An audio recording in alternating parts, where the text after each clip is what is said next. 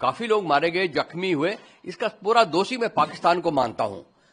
ये आसपास के गांव पे हमला करेंगे या कुछ हिंदू मंदिरों पे भी कर सकते हैं। अब पाकिस्तान के लीडर्स पर यह निर्भर करता है कि आगे की स्थिति क्या बनेगी। किसी भी तरीके का भारत और पाकिस्तान के बीच में युद्ध पाकिस्तान के विखंडन का कारण बन सकता है। देखिए, जो भारत ने हमला किया था ये बड़े पिन पॉइंट टारगेट पे किया था, ये टेररिस्ट के ठिकानों पे किया था। उससे पाकिस्तान बौखला गया, इन्होंने बॉर्डर को एक्टिवेट कर दिया। इन्होंने ये नहीं देखा ये सिविल एरिया है या मिलिट्री एरिया है, उन्होंने आसपास के गांवों को टारगेट किया और काफी लोग मारे गए, जख्मी हुए। इसका पूरा दोषी मैं पाकिस्तान को मानता हूं, क्योंकि पाकिस्तान ने सिविलियन पॉपुलेशन की परवाह नहीं की, जबकि हम हमेशा ही ध्यान रखते रहे, चाहे बालाकोट था, चाहे सर्जिकल स्ट्राइक थी, चाहे ऑपरेशन सिंदूर, किसी में भी हमने सिविलियन को टारगेट नहीं किया।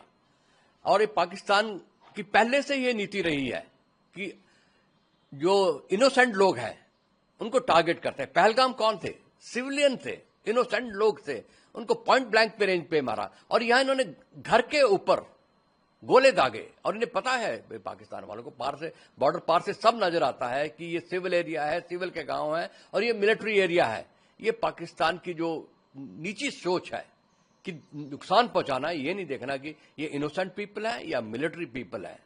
इसका पाकिस्तान को खामियाजा भुगतना पड़ेगा, क्योंकि अगर भारत इनके तरीके से सोचे, रिटेलिएट करे, इनके भी गांव बड़े बॉर्डर के नजदीक है, उनका काफी नुकसान हो सकता है। पर मुझे पूरा यकीन है, जैसे हम लोग विश्वास रखते हैं, भारतीय सेना विश्वास रखती है, भारतीय सरकार विश्वास रखती है, भारत के लोग विश्वास करते हैं कि इनोसेंट लोगों का कभी भी किसी किस्म से नुकसान ना हो। हम ये नहीं करेंगे जो पाकिस्तान कर रहा है। पाकिस्तान में अभी क्या इस पे रिएक्शन रहेगा? अभी जो स्ट्राइक गई है, अभी पाकिस्तान थोड़ा बौखला गया है। हालांकि वो बड़ी बड़ी बातें कर रहा है, बड़ी बड़ी बातें कर रहा है, वो उन्हें करने पड़ेगी फेस सेविंग के लिए, पब्लिक के सामने अपनी इमेज बचाने के लिए, और इन्हें दुनिया के सामने भी अपनी इमेज बचानी पड़ेगी। जो इनके दोस्त है, दोस्त कौन है? अजरबैजान, टर्की भी खुल के नहीं आया। अजरबैजान ने एक स्टेटमेंट दी। अजरबैजान की क्या है, काबिलियत क्या है? जब उनका आर्मेनिया के साथ युद्ध हुआ था तो वो टर्की की सपोर्ट के साथ पूरा करता रहा और उन्होंने उसको बर्बाद किया। और यही वही सोच रहे हैं कि शायद ये हम आर्मेनिया नहीं है, और अजरबैजान के जाने के पास कुछ नहीं है।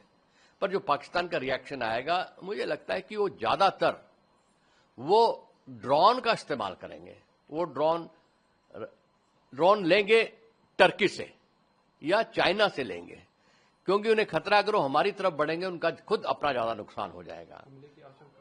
हमले की आशंका उसके बाद हो सकती है, जब वो, जैसे हमने स्टैंड ऑफ अटैक किया, हमने अपनी टेरिटरी से उनके अंदर गोले दागे, मिसाइल दागे, वो भी वहां से ड्रोन लॉन्च करेंगे जिसके ऊपर कोई नहीं बैठा है, हमले करेंगे। पर जब वो हमले करेंगे, वह टारगेट क्या है? हमारे पास तो सही टारगेट थे, बिल्कुल दुनिया को पता था कि टेररिस्ट के हेडक्वार्टर है, सबको ओपनली पता था, चाहे मुरीद के था, चाहे बावलपुर था या कोटली वगैरह थे। इन सब में पाकिस्तान के ने इनको पनाह दी थी, इनको हेडक्वार्टर बनाने दिए थे। हमने तो नहीं ऐसा किया, ना हमारे पास ऐसे कोई टेररिस्ट कैंप्स है, ना लॉन्च पैड्स है, ना ट्रेनिंग सेंटर्स है। तो ये सॉफ्ट टारगेट ढूंढेंगे। सॉफ्ट टारगेट क्या है इनके पास? ये आसपास के गांव पे हमला करेंगे या कुछ हिंदू मंदिरों पे भी कर सकते हैं कि भी हमने मस्जिदों का बदला ले लिया है, वो भी कर सकते हैं। और अगर वो मिलिट्री टारगेट पे आते हैं या हमारे इंफ्रास्ट्रक्चर पे, जैसे रेल पे आते हैं या एयरपोर्ट की तरफ करने की कोशिश करते हैं, तो फिर ऑल आउट वॉर की वो अपनी तरफ से शुरुआत करेंगे, हमारी तरफ से नहीं करेंगे। देखिए, भारत ने ये जो आतंकवाद विरोधी कार्रवाई करने के बाद अपना जो स्ट्रेटेजिक कम्युनिकेशन है वो बहुत ही क्लियर रखा है। भारत ने ये स्पष्ट रूप से कहा है कि ये जो कार्रवाई थी ये आतंकवादियों के विरुद्ध थी। भारत ने इस ऑपरेशन सिंदूर के तहत सिर्फ आतंक के ठिकानों को ही टारगेट किया है, उन्हें तबाह किया है, और इस ऑपरेशन में पाकिस्तान के मिलिट्री इंस्टॉलेशंस पर कोई हमला नहीं किया गया है, पाकिस्तान के सिविलियन इंस्टॉलेशंस पर कोई हमला नहीं किया गया है। तो भारत का स्ट्रेटेजिक कम्युनिकेशन बहुत ही क्लियर है। लेकिन अब पाकिस्तान के लीडर्स पर यह निर्भर करता है कि आगे की स्थिति क्या बनेगी। और ऐसी रिपोर्ट्स हैं, ख्वाजा आसिफ ने इस बात को कहा है कि यदि भारत इस ऑपरेशन को रोक दे तो फिर पाकिस्तान भी आगे कोई कार्रवाई नहीं करेगा। यदि इस तरीके की सद्बुद्धि पाकिस्तान के लीडर्स में आती है तो ये जाहिर है कि उनके लिए अच्छा होगा। भारत ने ये आतंकवाद विरोधी कार्रवाई की है और भारत ने स्पष्ट कर दिया है कि वो इस कार्रवाई को अब कंक्लूड कर चुका है और लेकिन इसके बाद यदि पाकिस्तान ने इसके संदर्भ में कोई ऐसा रिस्पांस किया कि वो इसके एस्केलेशन की तरफ बढ़ा, वो एस्केलेटरी लेडर की तरफ बढ़ा, तो ऐसे में ये पूरी स्थिति है वो पाकिस्तान के लिए बहुत ही ज्यादा हानिकारक साबित हो सकती है और ये किसी भी तरीके का भारत और पाकिस्तान के बीच में युद्ध पाकिस्तान के विखंडन का कारण बन सकता है। लेकिन जहां तक भारत का प्रश्न है, भारत अभी आने वाले दिनों में अपने आप को पूरी तरह से हाई अलर्ट मोड में रखेगा और पाकिस्तान की प्रत्येक गतिविधि पर नजर रखी जाएगी और अब ये देखना होगा कि पाकिस्तान इसे किस तरह से रिस्पॉन्ड करता है। लेकिन पाकिस्तान ने यदि इसे एस्केलेट नहीं किया तो ये पाकिस्तान के उसके अपने हित में सबसे अच्छा होगा। रशिया जिस तरीके से ट्वीट करते हैं, रशिया के मेन लीडर्स कहते हैं, उनका प्रधानमंत्री राष्ट्रपति कहते हैं कि आत्मरक्षा की जवाबी कार्रवाई भारत ने की है इसको। देखिए, रशिया भारत का अभिन्न मित्र है।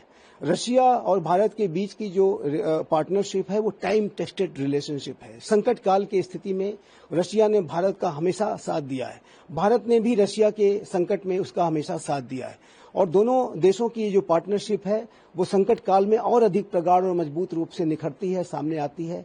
जब रशिया यूक्रेन युद्ध में रशिया ने भारत से मदद मांगी तो भारत ने बढ़ चढ़ करके उससे मदद दी और अपने ऑयल के एक्सपोर्ट को रशिया से सारे दबावों के बावजूद मल्टीफोल्ड कर लिया। उसी तरीके से आज जब भारत के ऊपर इतना बड़ा आतंकी हमला पहलगाम का हुआ और भारत ने एक कार्रवाई की तो ऐसे में रशिया ने एक सच्चे मित्र की तरीके से भारत का साथ दिया है और ये कहा है कि भारत को अपनी आत्मरक्षा के लिए इस तरीके की आतंकवाद विरोधी कार्रवाई को करने का पूरा अधिकार है, जो कि रशिया और भारत की जो दोस्ती, जो पार्टनरशिप किस तरीके से गहरे विश्वास पे आधारित है वो इसको दर्शाता है।